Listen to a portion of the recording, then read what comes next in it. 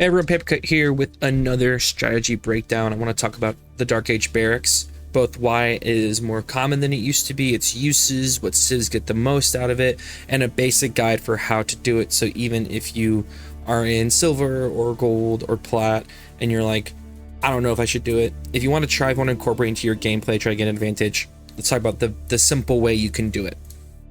As always, please like and subscribe. It's huge for a channel my size. I've been having more questions about my coaching, so I want to just put the package straight up. Coaching is $20 an hour, $50 for a 3-pack session.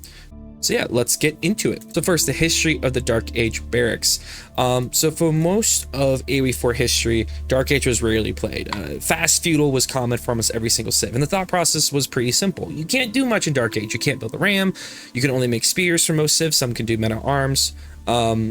And it felt like you're just putting yourself behind because your opponent would just go to feudal, make archers, and then all of a sudden you're on the back foot. Now, the one civ that you really saw a lot of Dark Age play was Mongols. Mongols would often tower rush all the way back since season 1, but that's because they get a lot of advantages out of it. They have cheaper spears. I mean, they can double produce some stone.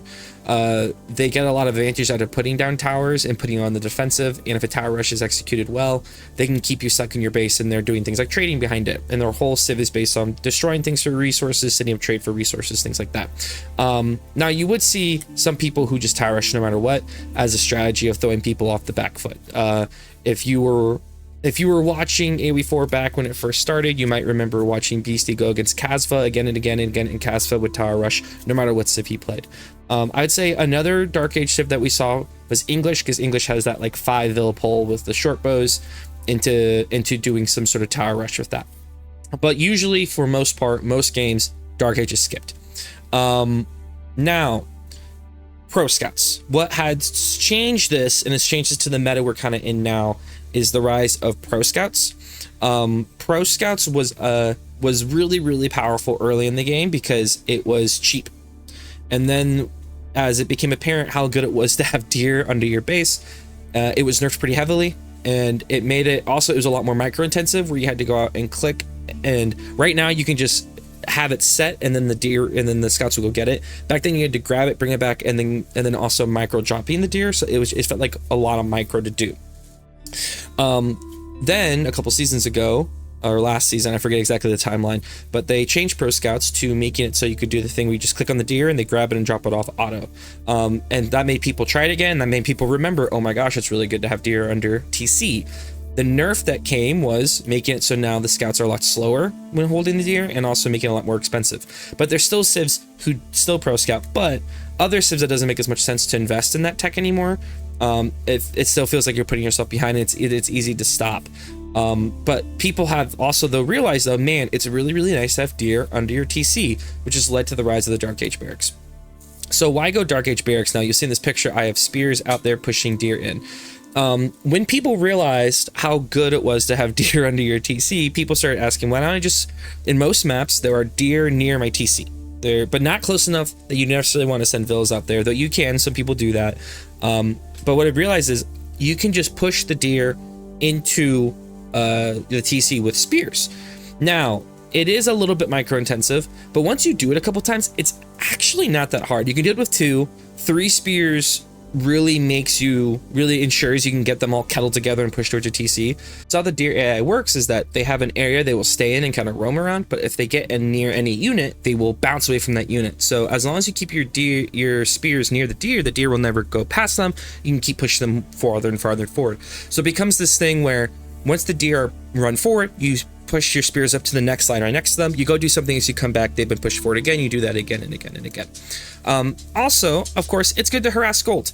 You don't even have to tower rush to do this. You can just send out a spear or 2 to go and harass your opponent's gold, make them have to work harder to get the gold to age up. You can do a tower rush too if you want, which forces them to go do a different gold or burn down that tower.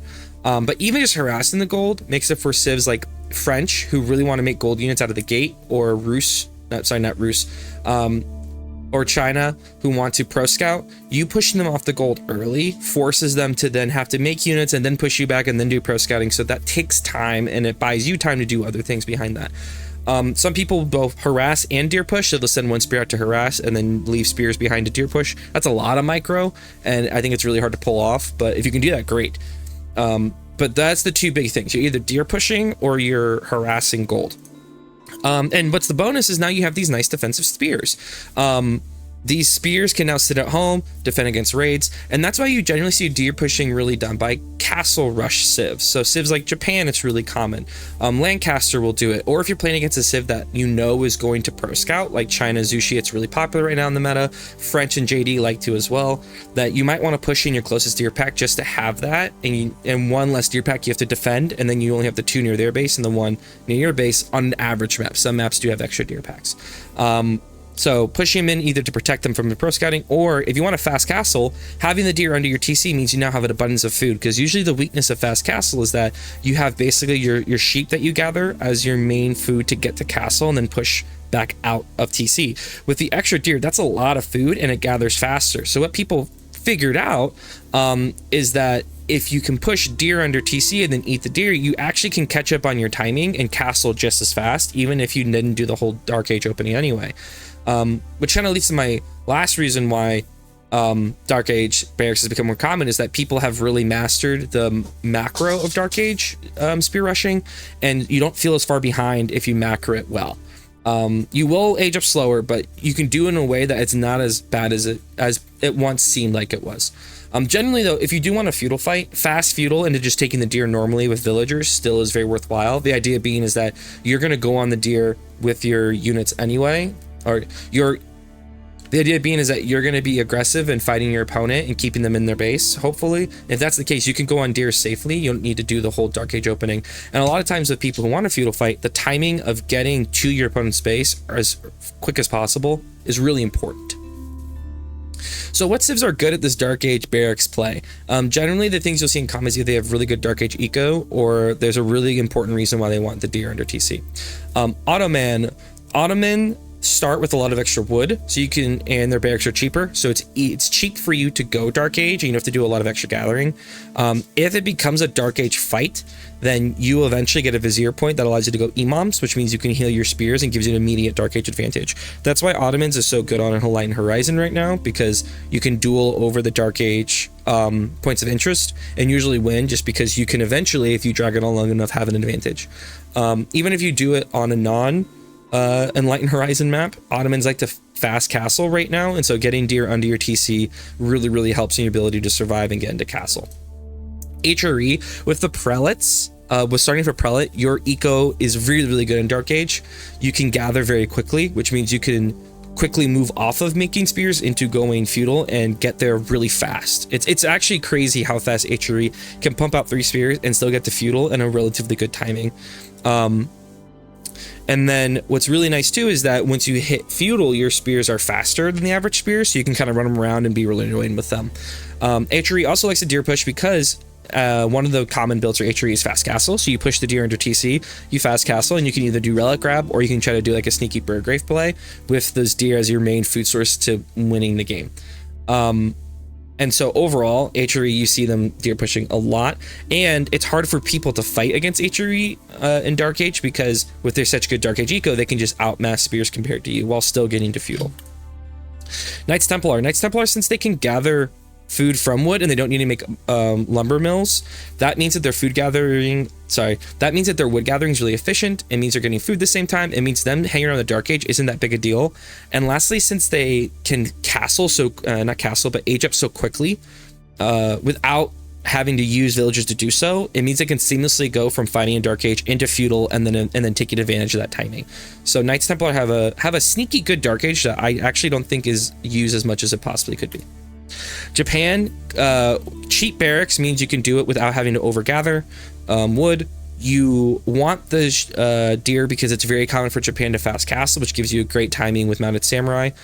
And it's really nice for Japan in that case. Zushi and China, both of them can open Dark Age barracks and fight. Now, they're generally not deer pushing because they're pro scout civs. So what I mean by this is more so, if you're facing against Mongol or you're facing a civ that is trying to press you in Dark Age, it is perfectly fine to you to pivot into barracks and make spears, and you can hold up. The reason being is your Imperial officials, they allow you to make spears faster. They allow you to get extra food from drop-offs if you're microing them correctly. You get taxes from making spears, so you're getting gold from making spears. So a way China and Zushi can age up is by never going to gold, but just making spears and getting gold from taxes from both the barracks and from the mill, and you age it with that. Honestly, pretty crazy. But it makes it so they can Dark Age very easily. Their eco's still good, and they can make spears faster than almost any other civ. So it gives them a huge advantage in Dark Age if they want to fight in that. Like whenever I play China Zushi, I'm not really afraid of a Mongol tower rush because I can just out-spear them. Mongols, they're the classic. I already kind of explained it. They can get double spears from stone. The towering is really good because it gives them a speed boost. If they destroy a mining camp or anything else that's outside TC range, that's extra resources, and they want to put that pressure on, so it's just natural for them to do so. Lastly, House of Lancaster, mostly because getting to castle quickly is fairly important for Lancaster. There's a lot of still testing around 3-manor fast castle, 6-manor castle, or just finding it out. But either way, you can drop a barracks for fairly cheap and then get out spears. Since you start with extra deer, it's not as big a deal if you need to play Dark Age for a while, you can last. And if you get those deer, then dropping the manors, you can get the castle very quickly once you drop however many manors you want to drop by getting on the deer. So how to Dark Age barracks? In general, this is how it works. The only exception is Ottoman, Japan, and House of Lancaster. I forgot to put House of Lancaster on there, my fault. And for civs like English, because they only have men at arms, you have to go to gold instead of wood to make more of them. But anyway, here's the opening build order. 5 vills to wood for 1 gather. So they're going to knock down the tree, they're going to gather once and drop off. The 6th vill builds a house and then a barracks. Also, Order the Dragon, it's a little bit different because you have 5 vills. Fiddle with that a little bit. If I remember correctly, you would still do all 5. How I think I do is I do all 5 for 1 wood gather, and the first vill that comes out builds the barracks, builds the house, and once those 5 drop off, then you leave 1 to 2 on wood. Anyway, so after the 5 vills drop off their 1 wood gather, then 2 vills stay on wood, and they just stay on wood the rest of the time, and you just have them go through the straggler trees, and if it lasts long enough, you can have them drop a lumber mill, but it usually doesn't. The rest of the vills go on food, and you're just rallying to food from there on out. And then you're just making spears. 2 vills allow you to both make spears and eventually get a house if you need one, and eventually get your mining camp. Once spears are done, you need enough wood for a house to have 30 pop, and you need enough wood for a mining camp. So you need 100 extra wood to get the mining camp and the house. Now, the way this often goes wrong is people do macro mistakes where they get way too much food. You're just rallying to food, you're microing your spears, and then all of a sudden you have like 400 food but no gold. So my tip is, once you get to 10 food, just pull 2 off of food and go to gold, and then play it normally. You have 8 on food, and then you just rally to gold. Remember, you only need 4 vills to maintain villager production. So if you notice you're almost at 400 food, just pull all your vills off except for 4.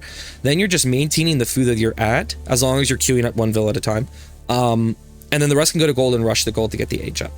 But that is at its basic. I'm going to show you a video where I show you how to deer push. So in this game, I'm going to show you how to deer push at a basic level. I'm House of Lancaster. I accidentally grabbed 5 vills on wood, and then I realized, wait, I don't need 5 vills on wood. But I'm just going to gather the extra anyway. YOLO, no big deal. I leave 2 on wood. I build the barracks in the house. I start making spears. And you notice you can pretty seamlessly make spears and keep villager production going. Once the spears come out, here's what I like to do. I like to put all the spears on 2, while my scout's on 1, and then that allows me to then flip back and forth between watching my scout and watching the spears. It's really critical that when you're doing the deer pushing stuff, you're shift clicking your scout forwards and they're not just sitting there not doing anything. But if you watch my camera here, actually I'm not going to do the camera watch. I'm going to make 3 spears. Pros say you only need to do 2. I like doing 3 to be safe. So you notice how the deer move. What I do is I try to kettle the deer into 1 group, and then you try to keep that group tight and push them in. 3 spears allow you to really make a nice cone that slowly pushes the deer in. The way you think about it is the direction the unit hits the deer, that's the direction the deer run. So whenever the deer get out of place like this, you'll notice I'm going to try to run and get above it to then push them in together. 3rd spear coming out here, and the 3rd spear is going to come to the bottom, and I'm making like a half circle to push them in. Whenever I have time, I jump back by clicking 2, And then I push my deer up to the next level. I'm trying to get them nice and close together so it's easy to push them as a group. Third spear is going to come in and push this one. I'm going to send it right up into the center of the pack. Boom. And now we're just keep pushing them in. The dangerous part is when it gets close to the TC, because they will like run like crazy around the TC. I don't know what it is, but they'll go insane once they get near the TC. Roost player comes up and tries to stop it. If you can get them within the TC range, then you can often chase it away with spears, or your TC might get a shot on his scout. I almost killed the scout, which would have been pretty sweet. Very close, but c'est la vie. So now we're just trying to get him as close to the TC as possible. It's okay if you need to kill him like here. Long range, drop him off, or you can just put a mill like here. As long as it's under the general TC range where it makes it hard for Cav to dive, you're going to be in a good spot. As it gets close to the TC, I'm going to grab Vills to shoot it. Remember, you need 2 Vills to shoot at once to kill a deer. And just keep pushing them in, just a little bit by little bit. Don't want to try to be perfect here, because what will happen is that you'll overshoot a deer and it'll run away and it'll go way far off the beaten path here. But as much as possible, just keep trying to create this like half curtain, pushing the deer in. And whenever one gets close to TC, I'll grab 2 Vills and shoot it. It's not perfect, doesn't have to be perfect. And then basically once you age up, you should immediately put your Vills onto deer and use that extra deer gathering speed to really help your eco. You notice that I did an okay job at maintaining my macro. I was 440 food, 240 gold when I aged up. I hope you found that helpful. Let me know if you have any questions, and good luck on your games.